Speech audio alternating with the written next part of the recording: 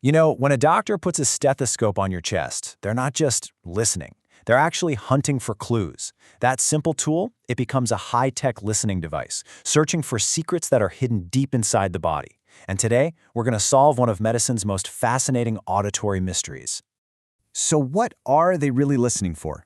What is that specific sound that can turn a totally routine checkup into a critical investigation? Well, we are about to find out. Come on, let's step into the role of a clinician and learn how to decode the language of the lungs. So our mystery really kicks off with this one single, really distinct clue. It's a specific sound that tells us something isn't quite right inside a patient's airways. It's like the very first breadcrumb on a trail that's going to lead us to a diagnosis. And this clue? It has a name, crackles. Sometimes you'll hear the older term, rails, but forget the medical jargon for a second. The best way to get it is to just listen in your mind's ear. Imagine the sound of Velcro being pulled apart. Or, the snap, crackle, and pop when you pour milk on rice cereal. That's the sound, this discontinuous, popping, bubbling noise. Yeah, it's a pretty wild description, right? But it immediately makes you wonder, what on earth is happening inside someone's lungs to make a sound like that? Well, as it turns out, there are a few potential culprits. Well, it's not just one single thing. There are actually three main culprits. First up, you could have air trying to muscle its way through some fluid. Second, picture these tiny little air sacs, they're called alveoli, that have collapsed. That popping sound is them suddenly snapping back open. Or third, it could just be sticky airways peeling apart every time you take a breath. All of these tiny little events create that very distinct crackling sound. Okay, so we've got the sound down. We know what might be causing it physically. But what does it all mean? What's the secret this clue is trying to tell us about what's going on in the lungs? I mean, this is the core of it right here. Crackles aren't just some random noise. They are a direct, specific signal. They're basically screaming, hey, there's fluid down here, or these little air sacs are not happy. This is that moment when a clinician knows they've got to dig a little deeper. And that investigation, it means it's time to bring in the usual suspects. We're going to look at the main medical conditions that are notorious for causing these sounds.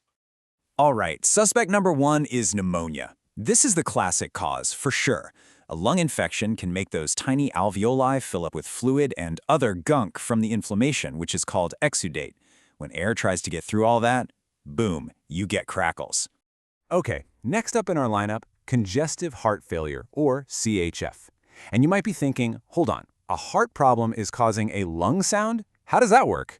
Well, when the heart can't pump blood out efficiently, fluid can actually back up into the lungs. That's a condition called pulmonary edema. And again, air trying to move through all that backed up fluid, it creates crackles. And our third suspect is something called acute respiratory distress syndrome, or ARDS.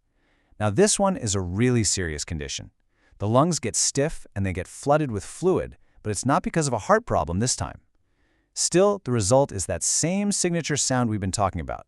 But, a great detective never stops at the first clue, right? They dig deeper to narrow down the suspects. And in medicine, that means listening even more carefully to tell the difference between different types of crackles. Because the details here, they matter, big time. We're talking about fine versus coarse crackles. Think about it like this.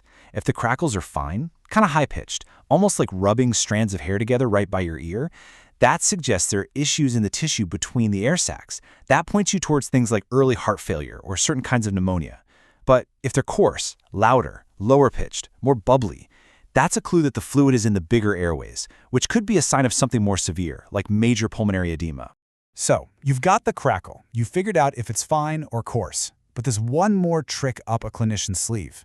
It's so simple, but it's an incredibly powerful way to get another huge clue. And all it takes is a cough. The logic behind this is just brilliant. It's so simple. So you hear the crackles, right? Then you ask the patient to give a good, strong cough. And then you listen again to that exact same spot. Now, why would you do that? Well, a good cough can move around mucus and other secretions that are just hanging out in the bigger airways.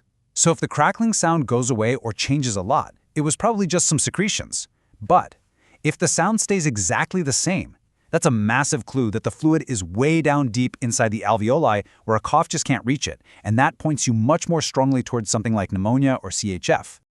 All right, let's just recap what we've done here. We started with just a strange little popping sound. We figured out what was physically making it, We lined up the suspects, and then we used some advanced listening skills and a simple cough to really narrow things down. And that right there is the big takeaway. It's amazing, really. From one simple sound to a potential diagnosis. That's the power of listening, of really truly listening to what the body's trying to say. It really makes you think, though, doesn't it? If a sound that subtle, a little crackle, can tell us so much about such complex problems, what other secrets is the human body just waiting to share with us if we only learn how to listen?